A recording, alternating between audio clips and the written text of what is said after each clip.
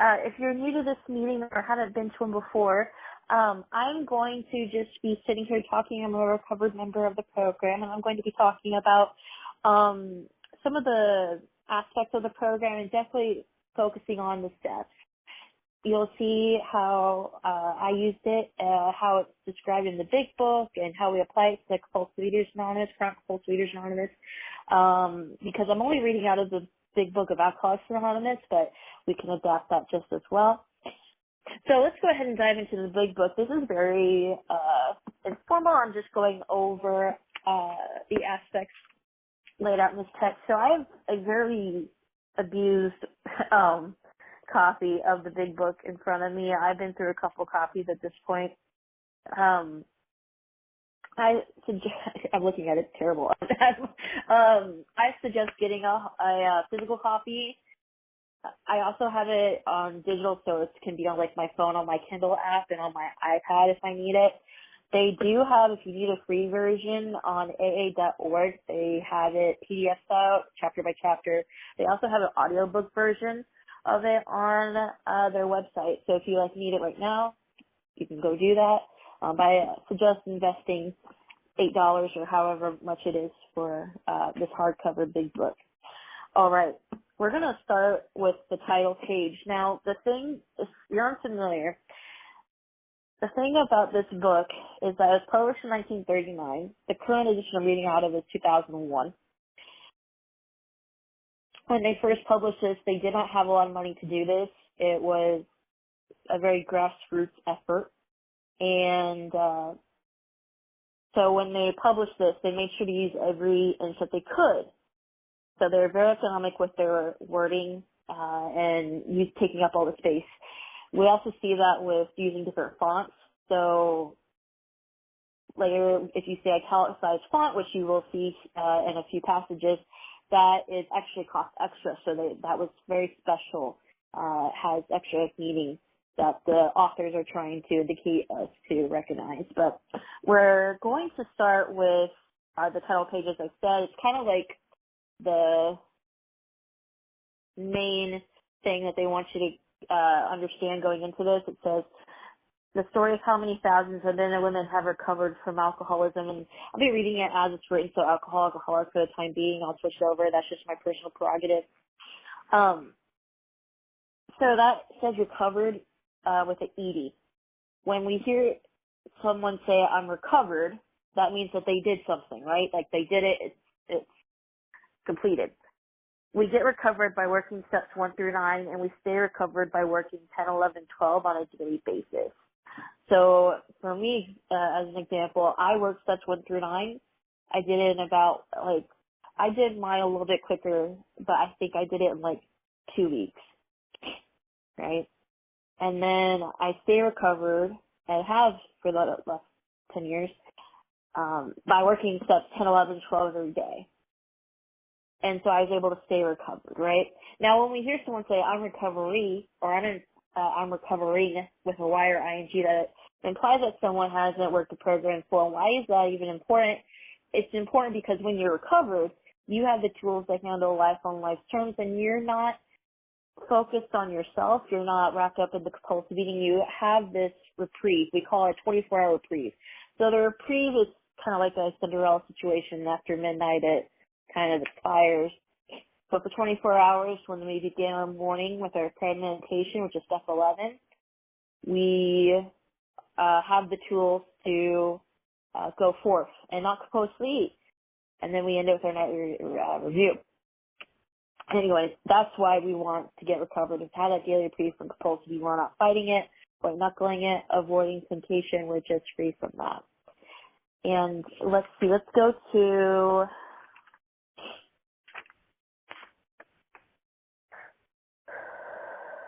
the forward to the first edition on XIII, which is Roman numeral 13. This paragraph is about the authors who wrote this physical book. It was about 100 men and women who wrote and edited this text, the first 154 pages. And this first sentence says that we of Alcoholics Anonymous are more than 100 men and women who have recovered from a seemingly hopeless state of mind and body. I'm going to pause So these people, like, they try everything to stop or moderate their alcoholism. They didn't just jump to this, right? It was switching different types of alcohol, so it's less alcohol content, like wine to beer. They were like, I'll only drink on the weekends, or I'll go to church and this will fix it. I'll get married and I'll fix it. I'll move and I'll fix it. Whatever the case may be. Like, they tried all their plans, right? And because some of those things work for other people who drink too much, right? But unfortunately, these people with a chronic type, and like, chronic means it just doesn't go away, right?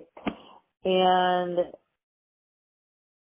for them, they kind of got to this proverbial end of the road. We're like, okay, I tried all the good ideas.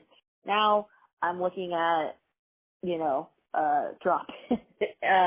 There's something going down from here. Because what we're realizing, and what they realize, is that they face insanity or death because of their illness.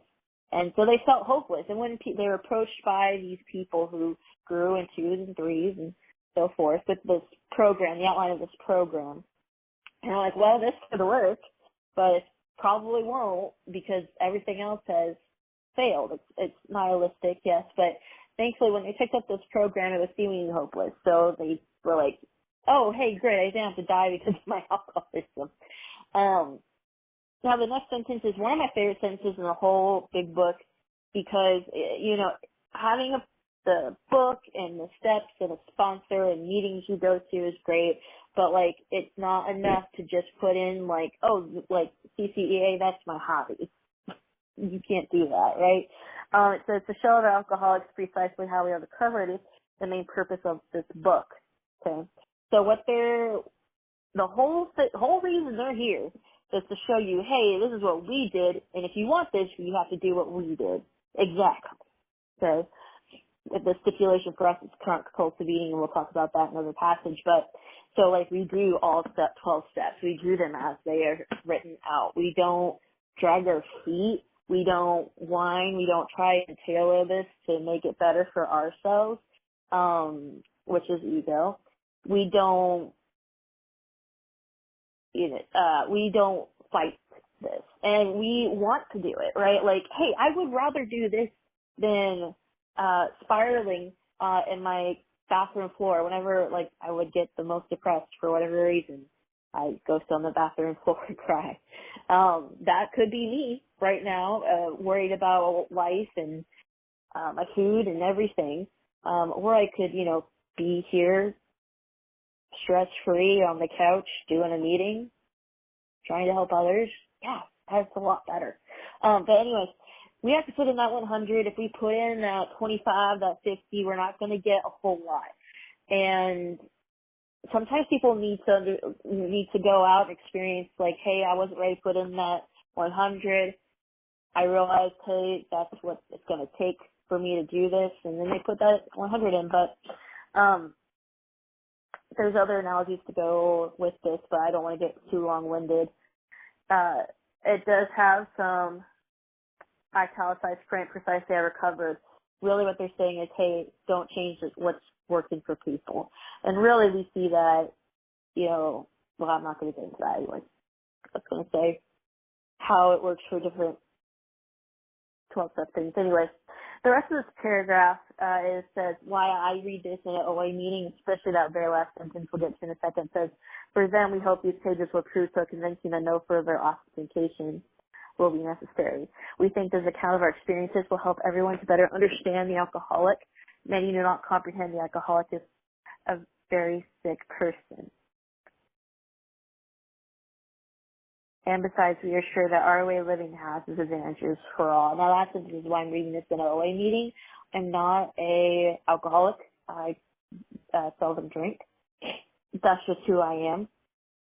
But I am a chronic compulsive eater, and I use food as a method to give me relief, like people do with alcohol, who are alcoholics. And that's how we can do this. And there's so many 12-step groups. If you're new to the 12-step realm, like, there's Alcoholics Anonymous, there's Debtors Anonymous, there's Narcotics Anonymous, so on and so forth. I hear new ones all the time. And we all use the same book and can apply the same program. Let's see. Let's go to, okay, So step one is one of the more, it's oddly an easy concept to have, but it's also, there's a lot going on in it. So there's 12 steps, obviously. The first step says we admitted we were powerless over chronic compulsive eating and our lives become manageable. So the and kind of separates two ideas, okay? So there's like an A and a B, right? So the A is, oh, I'm on the wrong page here.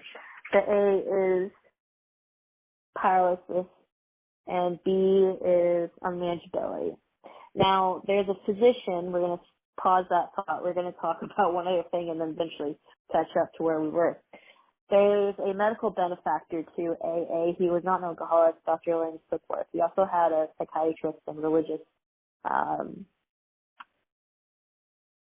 benefactors to the program, but we're going to talk about Sickworth for a second. So when Sickworth was, or when the pioneers of AA were forming this program, they got in contact with Sickworth to talk with other alcoholics, and Sickworth understood that there is this group of drinkers that, like, no matter what I do to help them, it doesn't work. Again, they're chronic. They just keep coming back. It never goes away and stays away. It's like they have a problem. And it's different than the majority of people that he sees with alcohol problems. And he said that these kinds of people, that small group, suffer from an illness of body and mind. So again, we have an and there, splitting two ideas. So his is body and mind. So there is a issue within the body and there is an issue within the mind. I shorten it to body and mind, but there's a problem in both, physical and psychological. And so his idea really mirrors what we ended up using for AA and CCEA, where it's just kind of different flavors of it. So Sickworth wrote a letter that was included into the Big Book of Alcoholics Anonymous, which is Roman numeral 28 XXVIII. It's called the Doctor's Opinion. So in that first paragraph, Sickworth's going to go into more detail about his A, and it'll explain more of the A for us as well. It says, we believe, and so suggested a few years ago, that the action of alcohol on these chronic alcoholics is a manifestation of an allergy, that the phenomenon of craving is limited to this class and never occurs in the average temperate drinker. These allergic types can never safely use alcohol in any form at all, and once having formed that habit and found they cannot break it, once having lost their self-confidence, their reliance upon things human, their problems pile up on them, they become astonishingly difficult to solve. So a nice paragraph here. So he's saying, let's talk about the alcoholic, not the compulsive eater. We're going to just isolate the alcoholic for a second. So the alcoholic takes any form, amount, kind, type of alcohol into their body. Hopefully you can hear me okay. Into their body, and let's say it was a sip of rum. They had a rum and coke. They take a sip of that rum and coke, and it ignites something called a phenomenon of craving, and they can't just have a second sip or third or fourth. They go off into a binge or spree, so it's not just the one Jack and Coke. Like, it's a lot. And that there's just something that goes on within the alcoholic's body where they're like, hey, I don't have the power to say I'm done or I'm good. Like, I had one Jack and Coke. I'm good. I'm all right. Or I had two. It just rolls. It's been 3 or 4. At some point, it's not just a social thing or whatever the case may be. The alcoholic loses that ability. Now, for the chronic compulsive eater, it's not an actual substance. It's the action of compulsive eating, surprisingly. I was surprised when I came into program and my sponsor sat me down, told me this. But she's right. Like, if you're uncertain about this, think about it. Any food, you put a compulsive eater, you paint them into a corner where you push them into a corner, they're going to compulsively whatever they can. So it's regardless of the ingredients. They take that first compulsive bite, ignites this phenomenon of craving. They can't just have a second compulsive bite or a third or a fourth. They go off into a binge or spree. Once they start, they cannot stop. They become powerless. They can't say, I'm done. Okay. And you might be like, well, that's not true for everything. Like, I compulsively eat healthy food, junky food, things in the middle where people compulsively ice. You know, it's that action that we run to. Like, we are desperately trying to hang on to, find, run, whatever verb you want to use. we go for it. And we have that paralysis and an issue with the body. Let's talk about those B's. So we've got, speaking of B's, I don't think I ever said what my name was. I'm Brittany. I'm glad to be your moderator tonight. Sorry. B's.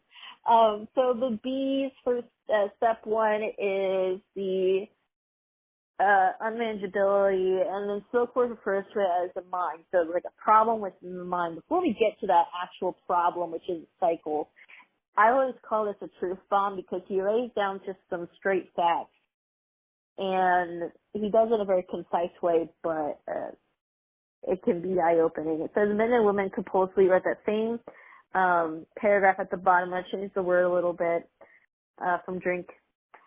Men and women compulsively essentially because they like the effect produced by compulsive eating. The sensation is so elusive that while they admit it is injurious, which means it hurts, they cannot after a time differentiate the true from the false. To them, their compulsive eating life seems the only normal one. So Silkworth is like, hey buddy, here's how you really work. Okay? It's not that like we just compulsively eat because we do it because we get ease and comfort. So when we do it, we feel good. Okay, we feel right inside. And it's actually a problem solver. So like that's how we know to solve our problems. The big, small, medium problems, we celebrate, we compulsively, we're sad, we break up, we compulsively, it's Monday, we compulsively, whatever the case may be. That's how we know to solve our problems. And this is also a very progressive illness. This is the kicker. This is a very progressive illness. And so what it took to get that ease and comfort, say, 6 months ago, for example, it's going to be more advanced today, even if it's us or others. We will do this because this is how we solve our problems, right? And I feel like that was a lot for me to take in the beginning, that like, okay, so you have to think about what do we do if we have compulsive eating as our problem solver. What do we do with that? Well, we're going to see first how that works more in detail and then get into how we get off that train. So we're going to talk about a cycle, and I know it sounds really stupid, but just go with me. And this helps me think this as well because you just hear my voice, you can't see me, but a cycle is a circle. There's always a beginning and an end part. It feeds into each other. So wherever I start in my example, after I read this portion, just know there was action before and there's going to be action after, and we're just kind of going on a merry-go-round. It says they are restless, irritable, and discontented unless they can again experience the sense of ease and comfort, which comes at once by taking a few compulsive bites which they see others taking with impunity. After they succumb to the desire again, as so many do, and the phenomenal craving develops, they pass through the well-known stages of the spree, emerging remorseful with a firm resolution not to compulsively eat again. So we're going to have an example person. We're going to call him Bob. Okay? Bob is going through this cycle. Bob is going to come out of a binge or a spree, and they feel guilt and remorse. So here they are at guilt and remorse in the cycle. They feel guilt because they had a way in which they weren't going to compulsively eat again, but they did. And so he is filled with those emotions. And so he's like, I gotta do something. So he picks up something called a firm resolution. And a firm resolution can manifest in many ways. Things I did personally, I joined gyms, I did diet plans, I got lap band surgery. I highly recommend, free advice for today, do not get lap band surgery, but I did it. It could be moving, it could be in or out of a relationship, new job, getting a dog just to walk them. There's a gajillion, okay? I did stupid things that made no sense. I remember, you don't need to know, but I did stupid stuff. That's firm resolutions. And some make sense, some don't. The more desperate you get, sometimes the less they make sense. Cool. Put that on the pillow. So Bob is going to take up firm resolution. Say he picks up a meal plan because that solves the eating thing, right? So he knows what he can eat and when he can eat it and all those good things. So why, as he goes along, why does he begin to get irritable, restless, and discontented? So he's not being satisfied, not necessarily eating like food-wise or calorie-wise, health-wise, but he's like emotionally and mentally he's not feeling satisfied. Well, that is because when he picked up that firm resolution, he took out compulsive eating as his problem solver, right? Put in that meal plan, okay?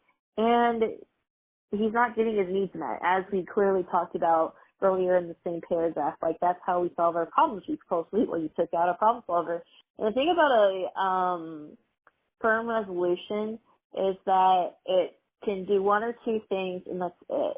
We need something that has so much more built into it, right?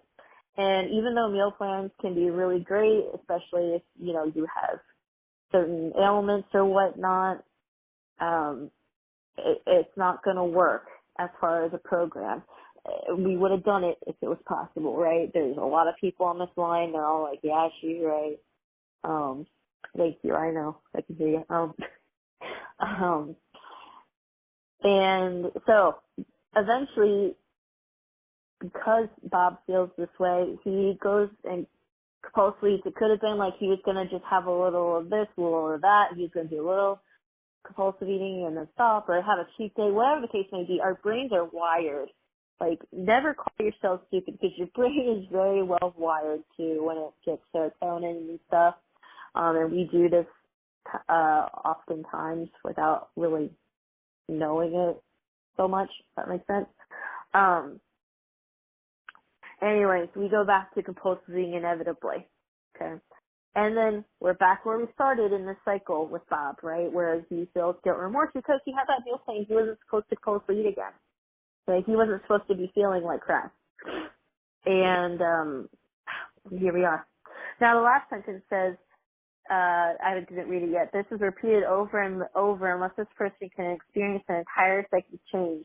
There is very little hope of his recovery. So this cycle will continue until insanity or death. And for alcoholics, perhaps they could get there a little bit more quicker or more, it's easier to see, you know, people drunk all the time. But very much compulsive eaters can end up in the same boat. And so how do we get off this cycle? Because it's going to lead into insanity or death, right? We have an entire psychic change, which is, let me tell you, when they named this little part of the program, they popped off. It's a very simple process, but a very elegant name.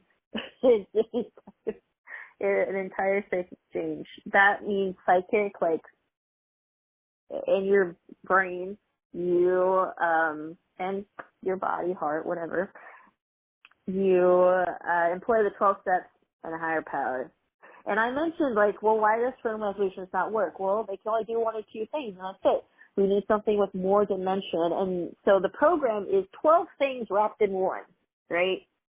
And then the higher power, you can't make that 12-step thing work without a higher power. It's kind of like putting batteries in, like, a kaleidoscope or a thing that has lots of lights. I don't know. You get the picture. You got it. And oh gosh, I don't even know what time it is. Okay. That is just step one. And I went into great detail, yes, because one, if there's new people on the line, I want you to get, like, an understanding earlier on of what the first thing you got to do is, which honestly, there'll be lots of recovered sponsors I'd love to call you or text you, WhatsApp you, or there'll be lots on at the end of the next meeting. You can just stay on the line and they'll give their contact info if you feel like you don't want to put yours out there. That's fine. They walk you through this. So, like, my sponsor, I met with her. I wrote the first 3 steps with her. Right then and there before that, she had me read the first 61 pages of the big book. She gave me overnight to do it. And I was like, okay. Like I said, I did my steps in probably 2 weeks. When I sponsor people, it's like 3, 4. I wouldn't go over, 4 is a lot. And the thing about this program, you're going to see as we go over these steps, the rest of the steps together, like they don't take, all this time and, readiness and baloney, right? You just do them with your sponsor. Your sponsor walks you through it. You're not doing this alone. They don't expect that of you. Let's talk about step 2, because I mentioned that we need batteries for this thing to work. We need higher power. And step 2 says, can you believe that a power greater than ourselves could restore us to sanity? Let me find the page here. Yeah, on 47 it says, we need to ask ourselves but one short question. Do I now believe, or am I even willing to believe that there is a power greater than myself? As soon as a man can say that he does believe or is willing to believe, we emphatically assure him that he is on his way. It has been repeatedly proven among us that upon the simple cornerstone, a wonderfully effective spiritual structure can be built. And that's the cornerstone of recovery right there. So, when I sat down with my sponsor, if I remember off the top of my head, she asked me a couple of questions. She's like, 1, do you think this program can work for you? And I said yes, because 1, it worked for her, and she shared a meeting, the exact same style as I'm doing now, and she sounded crazy back in the day. Love you, girl, if you hear me. But she did. I was like, and when I met her, I was like, she's so composed and all this and that, the other thing. And then the story she was telling when she was showing me, I was like, wow, she just fit. We're 2 of a kind here. And,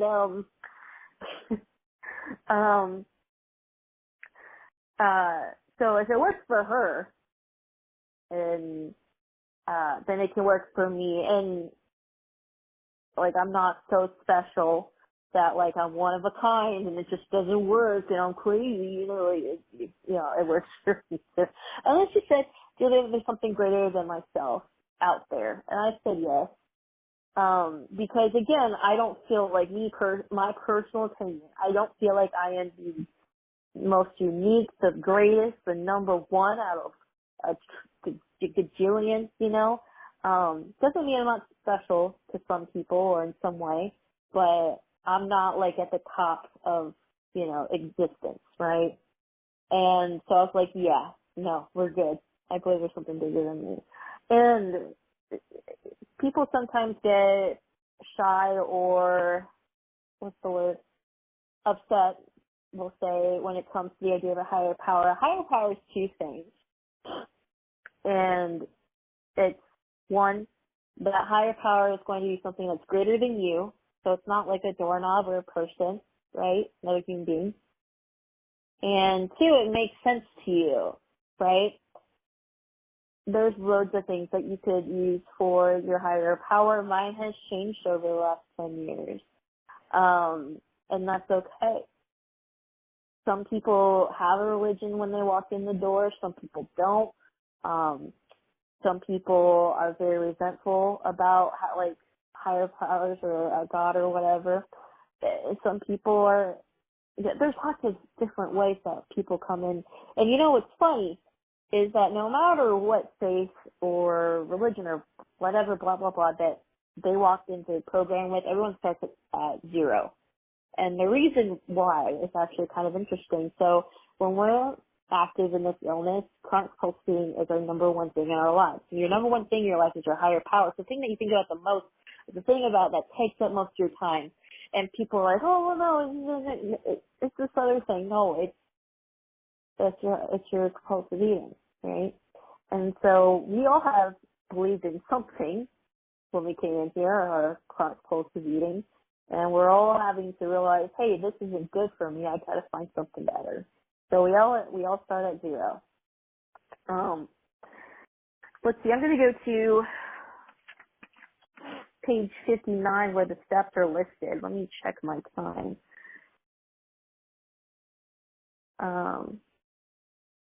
Okay, cool.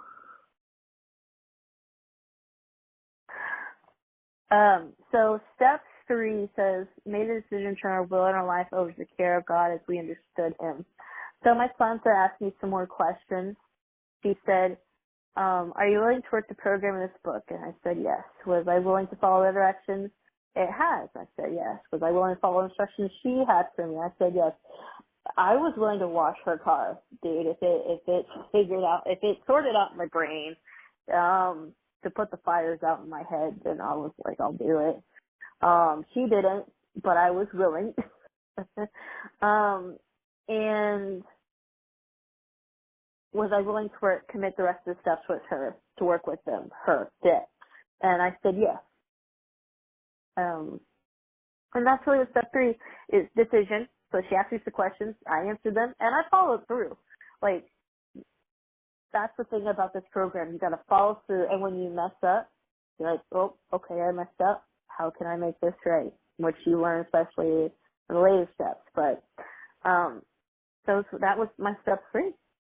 Now, in step 3, they begin to mention the idea, like, turn your will and your life over to higher power, and that's your will and your life is your thoughts and your actions. So again, we're directing that energy away from like us. So we're not thinking like, oh my gosh, I have to do this, that, and the other thing, and this, that, and the other thing. And like, there's a difference between focusing on yourself and to the point of like exacerbating your situation versus being prepared like for your job or stuff. Like, I'm a teacher, I do a lot of planning, but I don't overextend, myself into it. There's a balance, but anywho, that your first priority has to be a higher power in your program.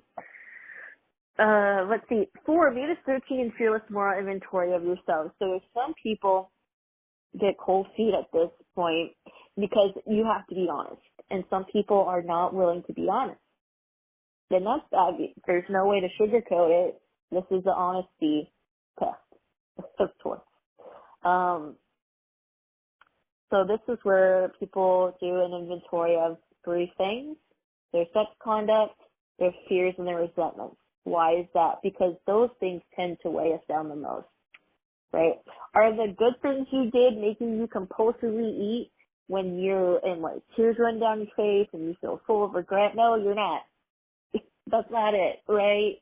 It's the crap that you've got stored up in the septic tank in your head. That's what's going on. We're trying to get that out.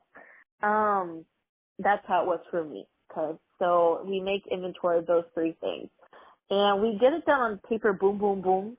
There's a really good example on page 65 if you're following along the big book with me, like a good student, where they have an example of a resentment inventory, and it's just like columns, and it's like I'll read it off. So like he has Mr. Brown. Okay, that's the person he's resentful at.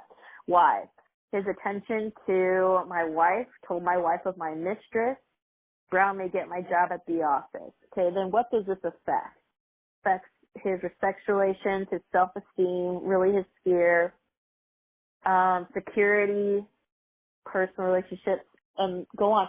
There's no novel. No one wants to read a novel of your defects or your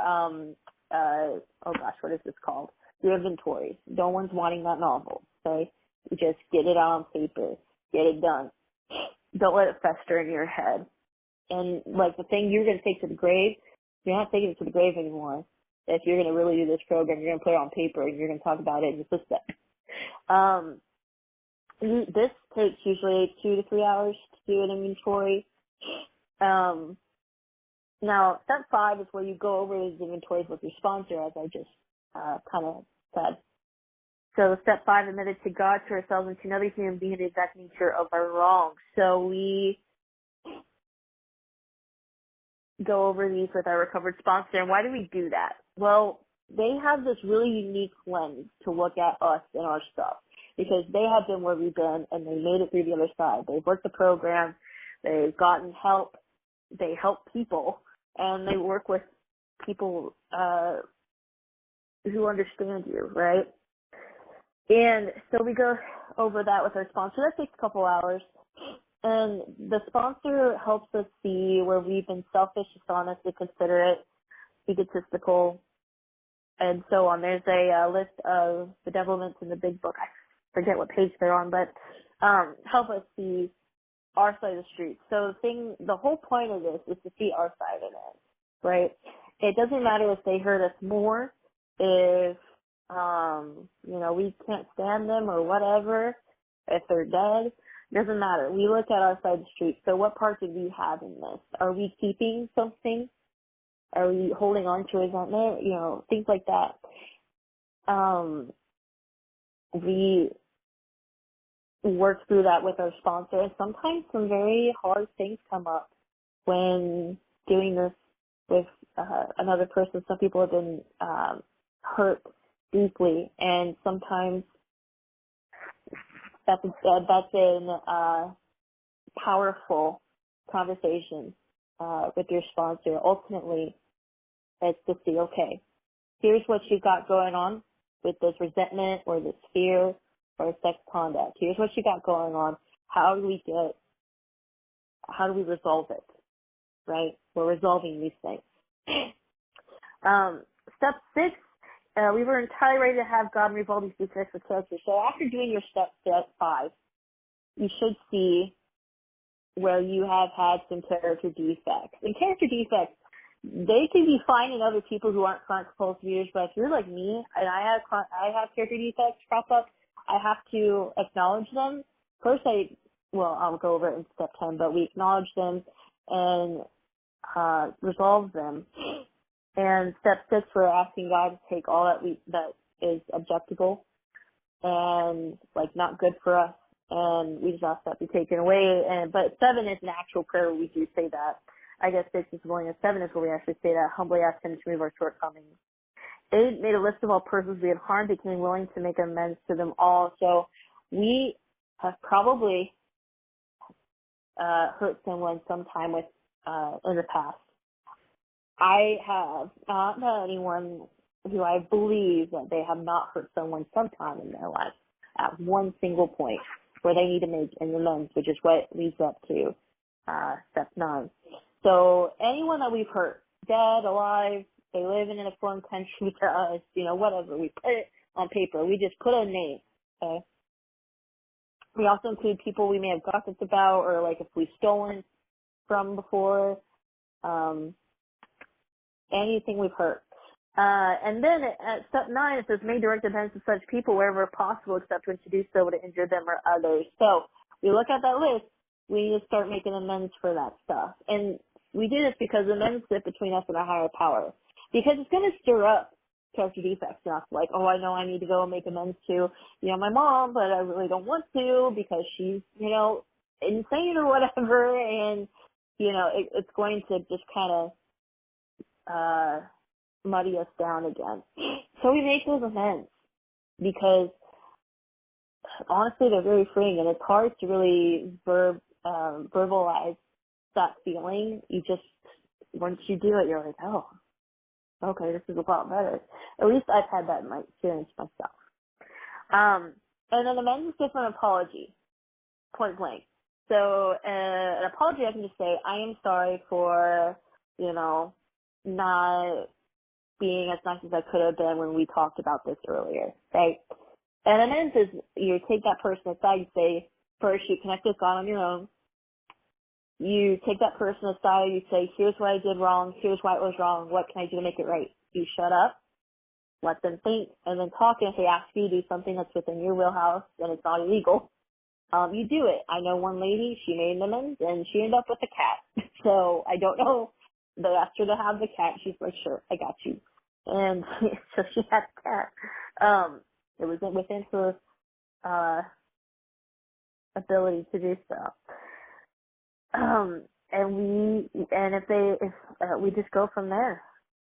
And when I instruct people I sponsor to do this, I'm like, okay, you don't want to rush out and say, oh, I'm doing this because of CCEA. Just let them, if they ask, sure, go ahead and tell them.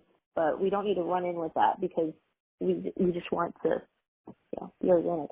And we continue to do step 9. And what did I say earlier, if you're here at the beginning of the meeting pop quiz? I said that if I lost my train of thought. We get recovered by working steps 1 through 9. So once you made your first amend, you are recovered. And you're going to keep making amends. Like, I've been here a minute or two, right? And I make amends, you know, as they crop up. I've made many amends over the years because I'm human. I fudge up and I need to, you know, make things right. I'll never not be human. I'll never not need step 9. So while the person who's going through this program continues to go to step 9, they go to step 10, which is that, let me check my time. Okay. Step 10 is where it's one of my favorite steps. Continue to take personal inventory when we're wrong, promptly admitted it. So anytime we get into a character defect, fear, selfishness, dishonesty, resentment, fear, ego, I think I said fear twice, that's okay. We do 3 things. We connect with our higher power. We connect with our sponsor. They redirect us if need be. And then we go help someone else because when we're helping someone else, we're not focused on us, right? I had this last night. I was just spiraling for no good reason. I was just in my head thinking, like, I got to do this, that, and the other thing, blah, blah, blah, blah, blah. I was thinking about me so bad. And I was like, I had to stop. It was like 1 a.m. I had to stop. I had to do my 10th step, okay? Check with God. I texted my sponsor. And then I went and helped someone else. I went and did some wind-up work. And God bless them. And step 11, thought through prayer and meditation to improve our conscious contact with God as we understood Him, praying only for the knowledge of His will for us and the power to carry that out. So in the morning and at night, we're connecting with our higher power. So beginning and ending our day with our higher power, we answer a nightly review, which has questions to help us, like, see if we missed a 10th step or something. Step 12 is having had a spiritual awakening as a result of these steps. We try to carry this message to alcoholics and to practice these principles in all our affairs. So step 4 work manifests in 4 ways. It is studying the big book to sharpen your knowledge, okay? It is going to meetings and, dare I say, be active on the meeting, unless you're not, like, you know, encouraged by your higher power or something. And then sponsorship, and then wind-up work. So wind-up work is where we go where the compulsive eater winds up. Hospitals, doctor's offices, churches, psychiatrists, therapists, things like that. We go and we reach out and we try to spread the word of CCEA. And we do that because the whole reason you, me, we're all here is because people did that, their 12-step work, and got us this far. I don't know where I'm supposed to turn over the meeting. It's been a minute. I'm going to go to read some promises. I'm going to read the promises on page 83, if I can get there. These promises are for someone who, I think, completed the first 9 steps. And really it just encompasses what we all strive for, right? The freedom and release from compulsive eating, the new way of life. It says, if you are pained speaking about this development, we will be amazed before we are halfway through. We're going to new freedom and a new happiness. We will not regret the past or will shut the door on it. We will comprehend the word serenity, and we will know peace. No matter how far down the scale we have gone, we will see how our experience can benefit others. That feeling of uselessness and self-pity will disappear. That was a big one for me. We will lose interest in selfish things to gain interest in our fellows. Self-seeking will slip away. Our whole attitude and outlook upon life will change. Fear of people and economic insecurity will leave us. That was another big one for me. We will intuitively know how to handle situations which used to baffle us. We will suddenly realize that God is doing for us what we could not do for ourselves. Again, we see that the importance of higher power in the program, our batteries. Are these extravagant promises? We think not. They're being instilled among us, sometimes quickly, sometimes slowly. They will always materialize if we work for them. So if we continue to work our program, we get recovered through steps 1 through 9. We stay recovered by working 10, 11, and 12 on a daily basis. We will receive this, right? And remember, like we talked about in the Forged and First edition, we have to put in that 100%. Okay? It's not going to work if we put in 25, 50, or if we do it, you know, during the week and on the weekend we just chill or something like that. We have to put in that 100 in order to find peace and ease from chronic compulsive eating.